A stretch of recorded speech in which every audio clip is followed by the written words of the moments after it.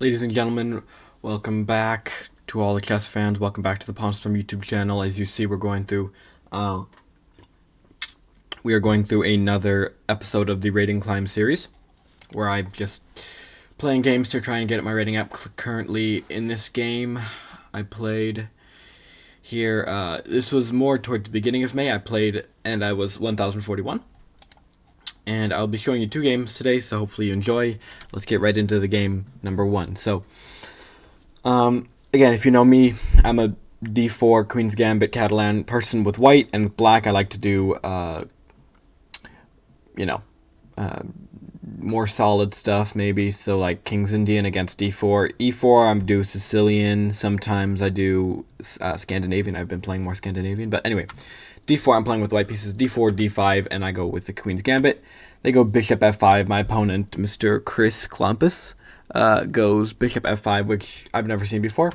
I just go knight to c3. He goes e6. I go bishop f4. And I mean, this is just kind of turning into just a normal Queen's Gambit decline now. I go. He goes f6, which I've also never seen before. I go knight f3. This is just normal things that I play. He takes on c4. I go e3, intending to take back. He goes bishop to b4, which you do see a lot. I take on d4, c4, sorry, and he goes c5. I go a3. He takes here. I take back. He brings the bishop back. I take. He takes, and I castle. So out of the gate, I'm up in development. Obviously, I have 3 pieces out. He just has 1 piece and the queen.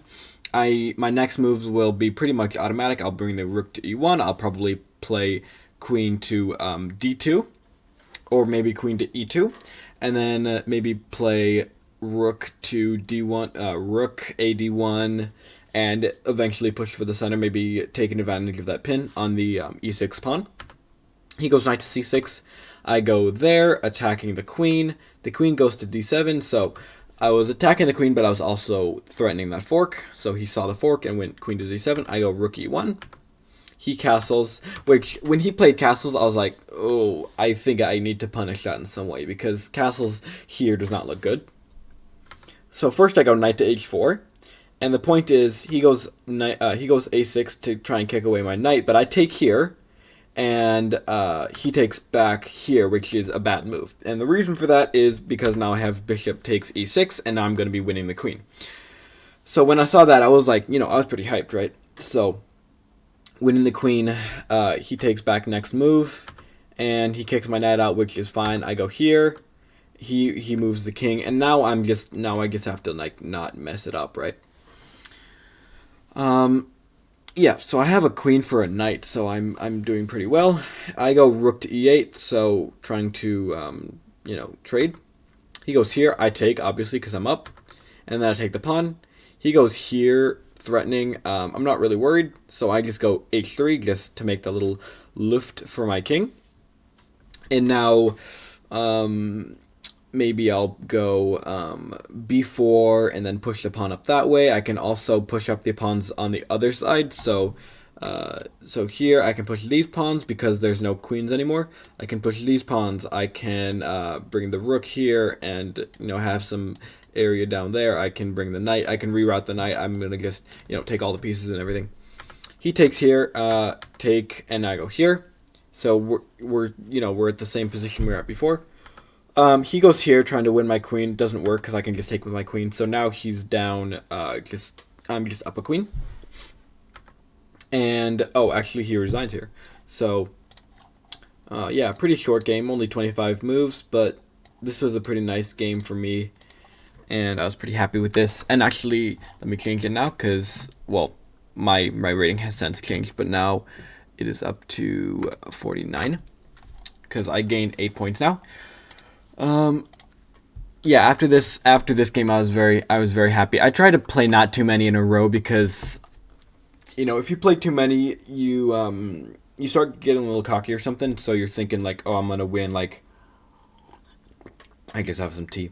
You're thinking like, oh, I'm gonna win. I'm gonna play 5 in a row, 10 in a row. I'm gonna win every one. Some people can do that. I can't. So I just try to leave it after 1 or 2, and we'll see what happens. But I was very happy with this game. yeah, I was incredibly happy with this game, and I don't know. It's fun to just put into practice the things that I've learned, and I've been playing the Queen's Gambit now for oh, almost a couple years now. So it's what I always play, when I'm white and I have the chance to. So it's worked out very well for me. And whenever a normal Queen's Gambit like this, whenever it doesn't work and I play something like this, or whenever this isn't played, this Queen's Gambit declined, and they go here, and they take, and I go here. It's actually I want to say at least a 56% win rate for white, which is kind of crazy if you think about it. So, yeah, all you guys who are playing against the Queen's Gambit, try not to accept it next time. I think you'll find that I think you'll find that your win rate will go up substantially. Because again, accepting it, sorry if I just go here, accepting it will, it just leads to this. So here,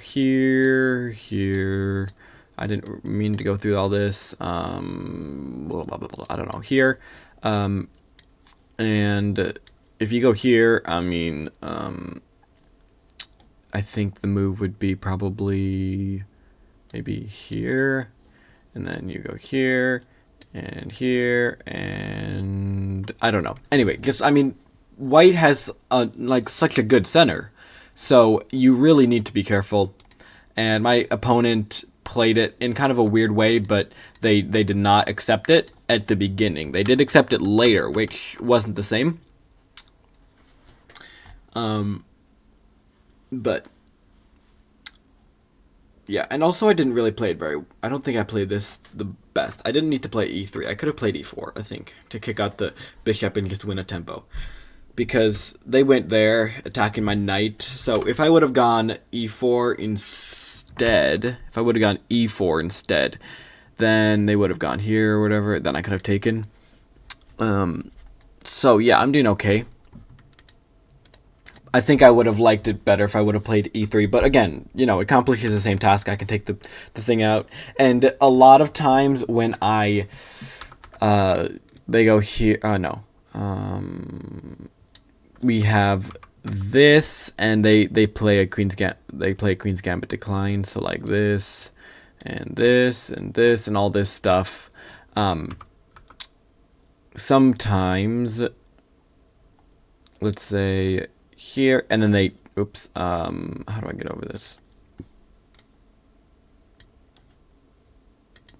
Here, and they take, sometimes I go here, which is not good because I block in my dark square bishop, and it is so hard to get it out, you have no idea. Sometimes I have to do this, and it's not pretty, so I have to, go e4, not e3, so I have to learn to do that. But anyway, that was game number 1. I was really happy with this, like I said, so I think my opponent made some good moves, but also, obviously some bad moves with this queen here, and they didn't see it, so,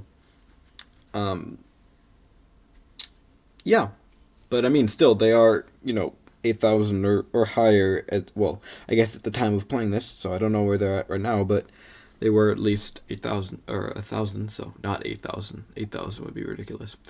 Anyway, I'm going to show you game number 2 now. Alright, folks, welcome back to game number 2. So now I'm going to be playing with the black pieces, so let me flip this around. Okay, black pieces. I'm now 1,049, and this was I want to say this is the same day, but anyway, I don't know. But nonetheless, again, these are all rapid games. I'm not playing Blitz or anything like that. Blitz is not as good as Rapid for me. I don't do as well. So I like Rapid. I like the slower games because I can think. Anyway, here we go. Black pieces. And here we go. D4 my opponent plays. Knight f6. Like I said in the last game, I've been playing some King's Indian against D4. We have bishop f4, so this is just a London, I guess. I go g6. They go knight to c3, which is the Ljubava, which I don't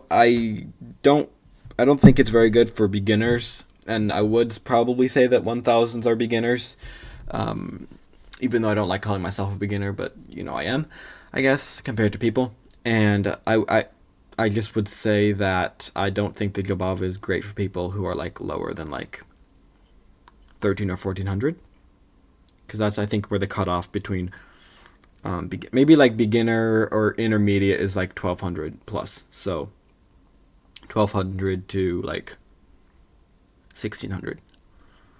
So those are the intermediate guys, and then the advanced guys, of course, are 1700 to 3300. Anyway, again, I don't think Ljubava is great for people around 1000, but yeah. Anyway, I go d6, which is just what I normally play, and he goes e4. I go knight bd7, bishop b5, c6. I kick away that. I am just feet and kettlewing, and now I'm in a castle. I go queen c7 first, because my point is, after he castles, I want to go e5. He goes here. He goes there, which is not a great move, but because it just doesn't do anything, right? I castle now. He goes queen to d2.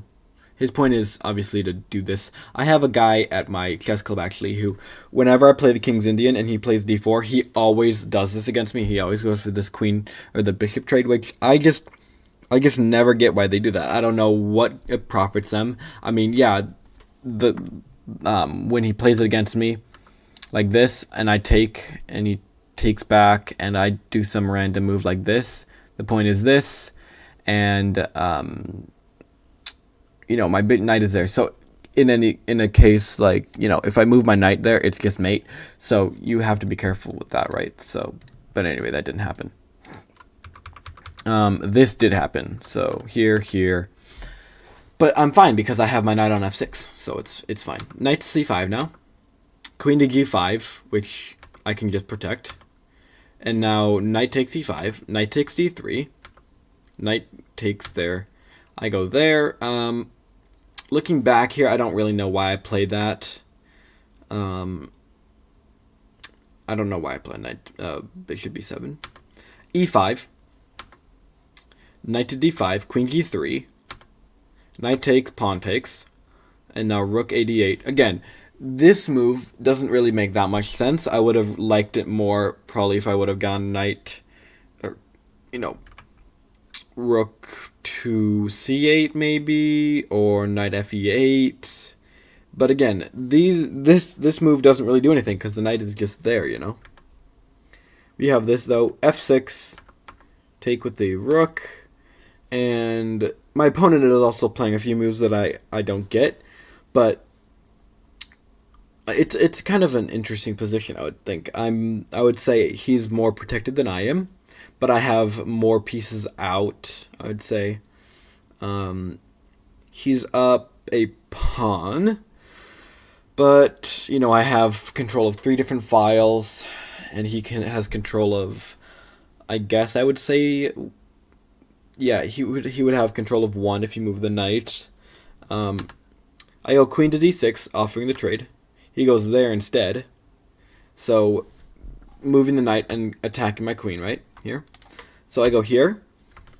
And now I'm creating a battery. And he does not see it. So I just take the knight. And he goes here. And now I'm just winning because I'm up a bishop, right? Or a knight. So he thought that he could be sneaky with this. But I just take. And I'm just cooking now, right? He takes the pawn. And it's kind of just hopeless. He goes there. I offer a trade. Obviously, I want to get rid of the pieces. I go there, offering another trade. He goes there. I just push the pawns. I go bishop to c6, and I don't really know what bishop c6 does. But now he goes rook to fe1, which is not good because now I have rook takes f2, rook e6, which doesn't really do anything because now I have this move, discovered check, or it's a check, sorry. And now I have a discovered check again here and mate. So that was 34 moves, and I was really happy with this game, and that brings my rating now up to, because I gain 8 points, I'm now up to 57. There we are. So, very happy with that game. Yeah.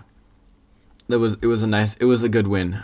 Because the game before this I lost and I went down to 149, or I no, actually I was at 1049 and then I went down to 1041.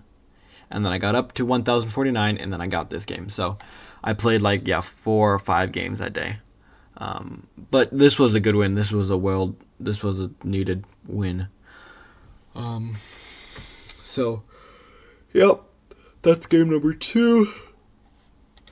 I thought my opponent played fairly well for being, 1000 and playing the Gilbava. The Gilbava isn't the best. Sorry to everyone who thinks it is. It's just not the best. Again, if that's the only thing you play, then that's fine. But yeah, in any case, it was a good win. It was a needed win, I think. And now up to 1057, and hopefully you all enjoyed this recap. I just showed you 2 games today, but if you want to see more, just feel free to put them in the comments down below for videos like this or videos of any kind, really. So hope you all enjoyed, and yeah, I don't know, just watch more chess videos. You can always watch videos on this channel. I have plenty of videos, instructional videos. You can check them out, playlists and stuff on my channel. You can subscribe over here, check out a couple videos here, and I think here. And, or actually no, there's going to be an end screen or something. So, I'll just cut to that. But before that, yeah, just wanted to say that I appreciate you all for watching. Thank you all for supporting the channel and watching. I enjoy making these videos a lot and providing you guys with, chess content, educational and entertaining of any kind of stuff like that. So I don't know why I'm yapping so much, but I'll stop and I'll see you all in the next video. That's it. Make sure to check out new content coming soon, and I'll see you all in the next video.